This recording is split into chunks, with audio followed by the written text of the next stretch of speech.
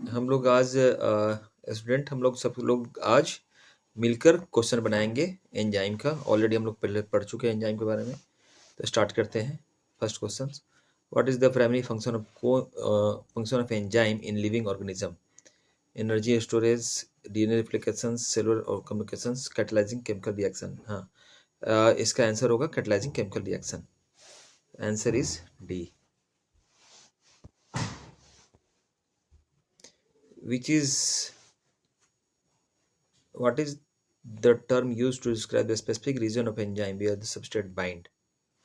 तो substrate bind जो करता है वो एक्टिव साइट पे करता है। जो एंजाइम एंजाइम रहता है, ये सॉरी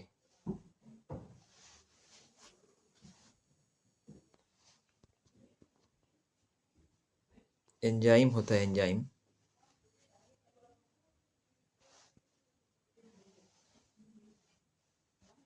ये एंजाइम है, यही जो है वो एक्टिव साइट है। यहीं पे आके सबस्ट्रेट बाइंड करता है। सबस्ट्रेट जैसे कोई सबस्ट्रेट है, ये एक्टिव साइट है। लॉक, ये की हो गया। तो ये जो है ये आके यहाँ पे बाइंड कर दिया एक्टिव साइट पे। तो जो स्पेसिफिक रीजन होता है एंजाइम का जहाँ सबस्ट्रेट बाइंड होता है उसको एक्टिव साइट बोलते हैं।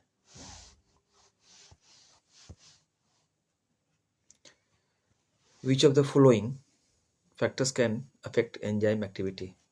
Temperature yes, pancreas yes. Temperature जैसे मैक्सिमम एक्टिविटी होता है जिस टेम्परेचर, उसको ऑप्टिमम टेम्परेचर बोलते हैं। मैक्सिमम एक्टिविटी जिस पीएच पे होता है ऑप्टिमम पीएच बोलते हैं। तो अब अगर टेम्परेचर ऑप्टिमम से कम है तो उसमें उसमें इनएक्टिव रहता है। अगर ज़्यादा रहता है तो डीनेचर हो जाता है। ये सब ऑलरेडी पढ़े हुए हैं। सबस्ट्रेट कंसंट्रेशन पे डिपेंड करता है। प्रेजेंस ऑफ इनहिबिटर पीएच, तो टेम्परेचर पीएच पे होता है। सबस्ट्रेट कंसंट्रेशन पे जैसे सबस्ट्रेट बढ़ेगा तो पहले स्टार्ट में वेलोसिटी ऑफ एंजाइम एक्टिविटी बढ़ेगा, और एक ऑप्टिमम सबस्ट्रेट कंसंट्रेशन जो कि टोटल एंजाइम को सेचुरेट कर दे, उसके बाद सबस्ट्रेट बढ़ाते रहिएगा तब भी उसका एक्टिविटी वी मैक्स के बाद, उसको वी मैक्स बोलते हैं, उसके बाद आगे नहीं बढ़ेगा। तो हम लोग देखें कि हाइपरबोला जो कर्व होता था, तो सबस्ट्रेट कंसंट्रेशन पर डिपेंड करता है। प्रेजेंस ऑफ इनहिबिटर्स यस, अगर कॉम्पिटिटिव इनहिबिटर्स है उस जाके ब्लॉक कर देगा एंजाइम को तो वो डाउन हो जाएगा उसका एक्टिविटी। ये तो आंसर होगा D. Which of the following, अच्छा यही क्वेश्चन सेम है। Answer is D. Which class of enzyme catalyze the hydrolysis of peptide bond in the protein? Yes, protease। protease ये hydrolysis of peptide bond protease catalyse करता है। ठीक है, protease enzyme catalyse करता है। Okay. Which of following is example cofactor required for enzyme activity? Yes, cofactor क्या है? Cofactor ये नया चीज है। ठीक है, कोफैक्टर क्या है कि ये नॉन प्रोटीनियस होता है। ये प्रोटीन नहीं होता है, ये नॉन प्रोटीनियस होता है। नॉन प्रोटीनियस होता है। ये कुछ भी हो सकता है, जैसे ऑर्गेनिक कंपाउंड भी हो सकता है, ऑर्गेनिक कंपाउंड भी हो सकता है, और मेटल्स, कोई मेटल्स भी हो सकता है। इनऑर्गेनिक भी हो सकता है, मेटल्स, इनऑर्गेनिक मेटल्स। तो यहाँ पे आंसर जो होगा इनऑर्गेनिक मेटल्स। देखिए zinc ions, cofactor required for enzyme activities, zinc ion. Which enzyme is responsible for break down the carbohydrate in the mouth? Amylase। का सलाइवा में वही कार्बोहाइड्रेट को जो ब्रेक डाउन करता है एमाइलेज है। The enzyme which is present in the saliva is amylase। देखिए same question, थोड़ा सा डिफरेंट बोलने का है, सेम क्वेश्चन से। Which one form the raw material of coenzymes? Coenzyme का रॉ मटेरियल कौन सा है? तो vitamin. Answer is vitamin. Name of the enzyme secreted bye pancreas. Pancreas से क्या होता है? तो ट्रिप्सिन होता है।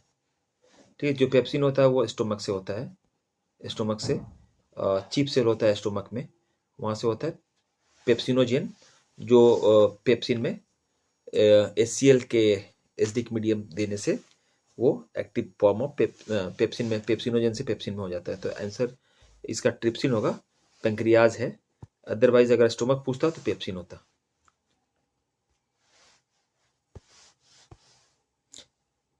What is the nature of enzyme? Enzyme का नेचर क्या? प्रोटीनियस नेचर होता है। Answer is D. Name of the enzyme which is found in the tear, sweat and egg white. Egg white, yes. Egg white में, पसीना में, आंसू में कौन सा होता है? तो लाइसोजाइम होता है। Biochemical reaction in which larger molecule are broken down. तो अगर लार्ज मोलिक्यूल ब्रोकन डाउन हो तो कैटाबोलिज्म। अगर लार्ज मोलिक्यूल का फॉर्मेशन हो रहा है, एनाबोलिज्म। अगर ये दोनों मिला दिया जाए तो उसको बोलते हैं हम लोग मेटाबॉलिज्म। तो यहाँ पे ऐसे ब्रोकन डाउन का क्वेश्चन में है, लार्जर मोलिक्यूल से ब्रोकन डाउन हो रहा है तो उस रिएक्शन को बोलते हैं लोग कैटाबोलिज्म। बट अगर बोलता है कि biochemical reaction in which larger molecules form, तो उसको बोलते हैं एनाबोलिज्म। और both metabolism, anabolism plus catabolism is metabolism. ठीक है, तो यहाँ पे ब्रोकन डाउन बोल रहा है, chemical reactions broken down, catabolism. Minimum energy required to start a reaction.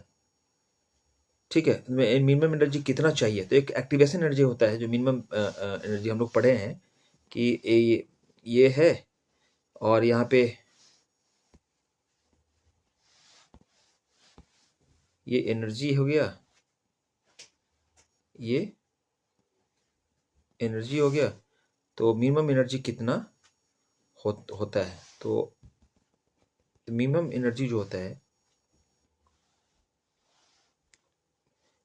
तो यही एक्टिवेशन एनर्जी है। अगर कोई एंजाइम लग जाएगा तो इसको ही डाउन कर देता है। अगर एंजाइम लग जाएगा तो ये ऐसे हो जाएगा। तो ये एंजाइम के चलते ये एक्टिवेशन एनर्जी जो पहले इतना था, अब ये घट के इतना बच गया। तो मिनिमम एनर्जी जो चाहिए रिएक्शन के स्टार्ट करने के लिए, उस एक्टिवेशन एनर्जी है। और एंजाइम का काम यही है कि इस एक्टिवेशन एनर्जी को डाउन कर। क्वेश्चन वो भी आता है कि एंजाइम्स एक्टिवेशन एनर्जी को डाउन करते हैं। क्वेश्चन आता है, नीट का क्वेश्चन सी है। Enzyme are made up of. देखिए, एंजाइम्स आर नेचर पूछेगा तो वो प्रोटीनियस होता है। Enzymes are made up of, enzymes are proteins. तो protein are made up of amino acids. तो एक अमीनो एसिड, दो अमीनो एसिड, तीन अमीनो एसिड मिलके पेप्टाइड बॉन्ड के थ्रू अटैच होते होते प्रोटीन बनाते हैं। Protein is enzyme. तो आंसर होगा amino acid. Made up of तो अमीनो एसिड। नेचर पूछता तो प्रोटीन हो जाता। The enzyme which works inside the cell, inside the cell तो intercellular enzymes, outside the cell तो एक्स्ट्रा सेलुलर एंजाइम्स। तो यहाँ पे आंसर जो होगा इंटरसेलुलर एंजाइम्स। ये क्वेश्चन खत्म हो गया हम लोग का। हम लोग नेक्स्ट में